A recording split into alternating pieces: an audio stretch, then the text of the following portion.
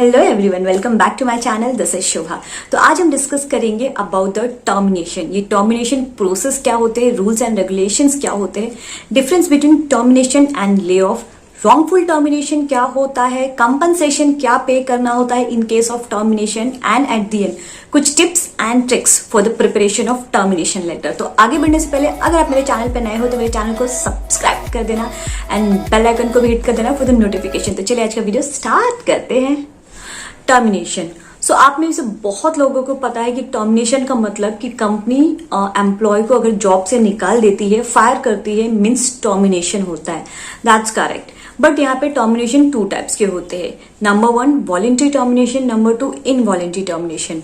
Voluntary termination में employ खुद अपनी मर्जी से जॉब से रिजाइन करता है, मतलब एम्प्लॉयमेंट ओवर करता है, may be due to personal reasons या करियर ग्रोथ, फाइनेंशियल ग्रोथ या कोई भी पर्सनल रीजन जहां पे म्यूचुअल कम्युनिकेशन के थ्रू ये एम्प्लॉयमेंट ओवर होता है। इनवॉलंटरी टर्मिनेशन में कंपनी एम्प्लॉय को फायर करती है ड्यू टू सम एक्ट। बहुत सारे फ्रेशर्स कंफ्यूज्ड होते हैं कि टर्मिनेशन एंड ले ऑफ दोनों में डिफरेंस क्या है। इवन जब मैं भी फ्रेशर थी, मैं भी थोड़ा बहुत कंफ्यूज थी कि ले ऑफ क्या होता है एंड टर्मिनेशन क्या होता है, बिकॉज टर्मिनेशन में भी कंपनी एम्प्लॉय को फायर करती है एंड ले ऑफ में भी फायर करती है। But let me tell you कि ले ऑफ में फायर नहीं करती है, ले ऑफ में एम्प्लॉय को बताती है कि that company is not capable right now to fulfil the workers requirement. ये जो ले ऑफ होता है मोस्टली माइनिंग इंडस्ट्रीज में होता है, मैन्युफैक्चरिंग कंपनीज में होता है या उस कंपनीज में होता है जहां पे लेबर्स काम करते हैं, वर्कमैन काम करते हैं। क्योंकि जो ले ऑफ है वो बल्क में होता है, एक या दो में ले ऑफ नहीं होता है। दिस इज मोर देन 20, 30, 40, 100 या उससे भी ज्यादा एम्प्लॉयज का वन टाइम में ले ऑफ होता है। तो ले ऑफ क्यों होता है? There are multiple reasons. जैसे कि कंपनी अगर फाइनेंशियल क्राइसिस से जा रही है, they are not able to pay employees की सैलरी, तो वहां पे ले ऑफ किया जाता है। अगर कोई न्यू टेक्नोलॉजी इंट्रोड्यूस करनी है एंड जो पहले के एम्प्लॉयज है, जो न्यू एम्प्लॉयज है, they are not capable for it, या उन्होंने कुछ लिस्ट बनाया है जो कि ये न्यू टेक्नोलॉजी पे काम नहीं कर सकते, तो उनकी ले ऑफ की जाती है। या तो ऐसा भी होता है कि कोई न्यू कंपनी को आके टेक ओवर करती है तो वहां पे ले ऑफ होता है, या तो कंपनी शट डाउन होती है तो ले ऑफ होता है। तो यहाँ पे ले ऑफ 3 वेज में होता है। एक शॉर्ट टर्म ले ऑफ होता है, एक लॉन्ग टर्म ले ऑफ होता है और एक परमानेंट ले ऑफ होता है। Short term lay off means कुछ हफ्ते, कुछ महीने, कुछ दिन के होते, उसके बाद आपको वापस फिर से बुला लिया जाता है एम्प्लॉय को। Long term employment means more than an year, 1 साल 2 साल, उसके बाद एम्प्लॉय को फिर से बुलाया जाता है। परमानेंट ले ऑफ मतलब एम्प्लॉयज को नहीं बुलाया जाएगा वापस से जॉब पर, वर्क पर, क्योंकि कंपनी हमेशा के लिए शट डाउन हो गई है या किसी और ने टेक ओवर कर लिया है। तो नॉट पॉसिबल कि जो ओल्ड एम्प्लॉयज है या कोई भी एम्प्लॉय है उन्हें वापस से दोबारा रीहायर किया जाए।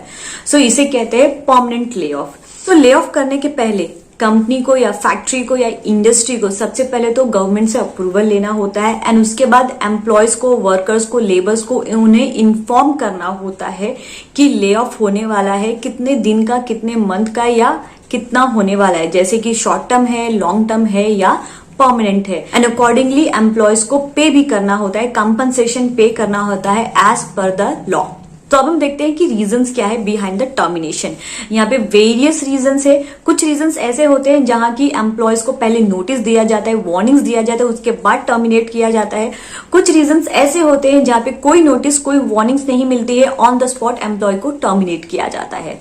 जैसे कि किसी एम्प्लॉय का पुअर परफॉर्मेंस हो, लेट अटेंडेंस हो या अटेंडेंस ही प्रॉपर नहीं हो, या तो डिसओबीडियंस ऑफ वर्क होता है या इग्नोरेंस ऑफ वर्क होता है, ऐसे रीजंस होते हैं। तो यहाँ पे पहले एचआर एम्प्लॉयज को वार्निंग्स देती है, 1 बार, 2 बार, 3 बार, एंड 3 वार्निंग्स देने के बाद भी अगर एम्प्लॉय में कोई इंप्रूवमेंट नहीं दिखता है, कोई चेंजेस नहीं दिखता है, तो उसके बाद एम्प्लॉय को टर्मिनेट किया जाता है। अगर किसी एम्प्लॉय का इमीडिएट टर्मिनेशन हो रहा है, means on the spot termination हो रहा है, without any notice, without any communication, means employee ने ऐसा कुछ तो किया है जिसके लिए कोई टाइम, कोई वार्निंग्स उसे नहीं देने हैं।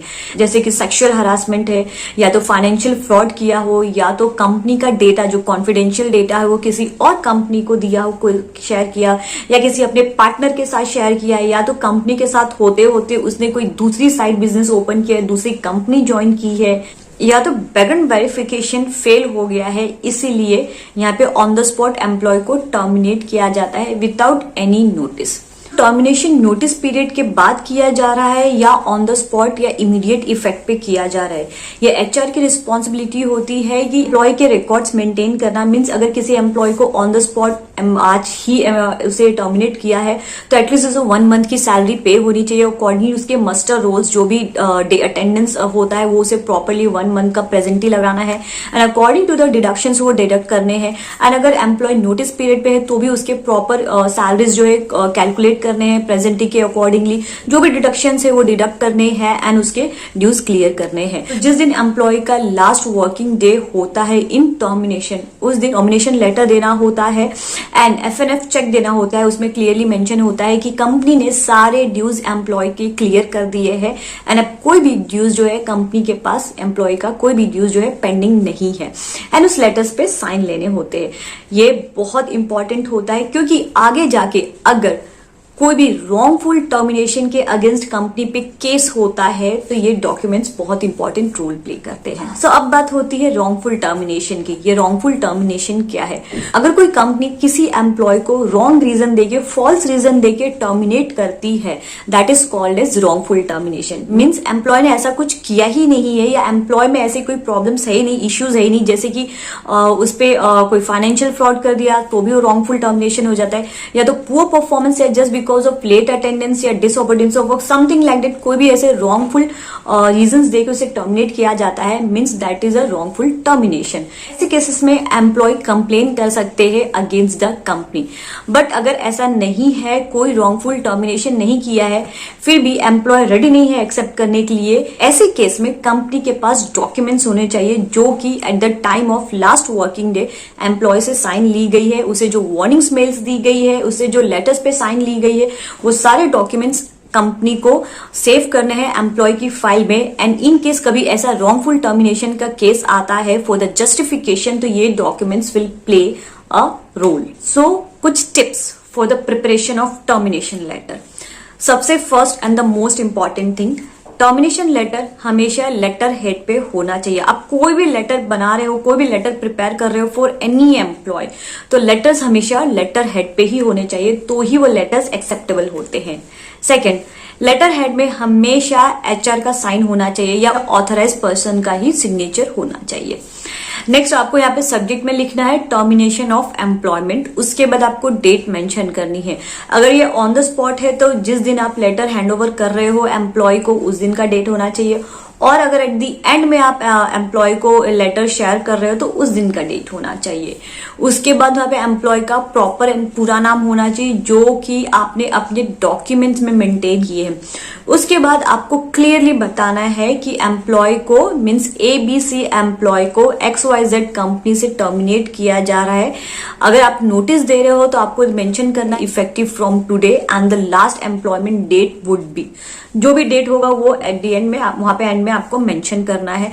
और अगर इमीडिएट इफेक्ट पे है तो वहां पे क्लियरली मेंशन करना है टर्मिनेशन ऑन इमीडिएट इफेक्ट, जो भी आपका फॉर्मेट होगा उस हिसाब से आपको वहां पे मेंशन करना है, इमीडिएट इफेक्ट का डेट डालना है। फिर आपको मेंशन करना है रीजन ऑफ टर्मिनेशन, एम्प्लॉय को आप क्यों टर्मिनेट कर रहे हो, कोई तो रीजन होगा, पुअर परफॉर्मेंस है इसलिए टर्मिनेट कर रहे हो, या उसने कोई ऐसा एक्ट किया है जैसे फाइनेंशियल फ्रॉड किया है उसलिए टर्मिनेट कर रहे हो, तो जो भी रीजन है आपको वहां पे मेंशन करना है। उसके बाद कंपनसेशन भी आपको मेंशन करना है जिसे कहते हैं सेवरेंस पे। Okay, you can say compensation पे, मीन्स अगर हम किसी एम्प्लॉय को टर्मिनेट कर रहे हैं तो उसकी जो भी ड्यूज है आप क्लियर कर रहे हो वहां पे प्रॉपर आपको बताना है एंड एलिजिबिलिटी भी बतानी है। जैसे कि अगर किसी एम्प्लॉय को टर्मिनेट किया है बट उसे 1 मंथ का नोटिस भी देना है एंड 1 मंथ का पे भी करना है, तो अकॉर्डिंगली जो भी फैसिलिटीज है उसके लिए एम्प्लॉय एप्लीकेबल है till the last working day. So वहां पे मेंशन करना है एंड उसके सारे ड्यूज भी क्लियर कर दिए हैं या कर दिए जाएंगे वो क्लियरली मेंशन करना है। And at the end most important, signature. Authorise person के साथ साथ एम्प्लॉय की भी सिग्नेचर लेनी है, दैट शोज एम्प्लॉय ने टर्मिनेशन लेटर भी एक्सेप्ट किया है एंड उसमें जो रीजन मेंशन किया है टर्मिनेशन का वो भी एक्सेप्ट किया है। इस तरह से आपको टर्मिनेशन लेटर बनाना है।